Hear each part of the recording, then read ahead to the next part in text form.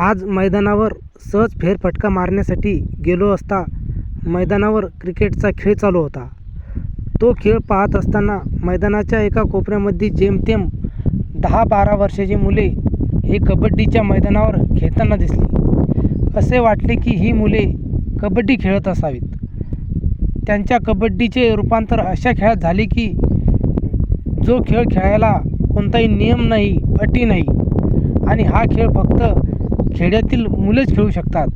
कारण की शहरात हा खेळ खेळण्यासाठी एकतर माती नाही आणि किंवा माती असली तरीही हा खेळ खेळण्याची शहरातील मुले हिम्मत करणार नाही.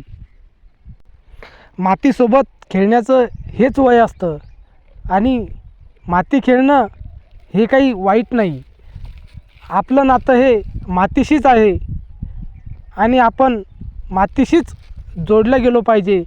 आणि लहान मुले जेवढा आनंद मातीसोबत घेतात तेवढा मोठ्यापणी तरी घेता येणार नाही किंवा घेता येत नाही असे मला वाटते.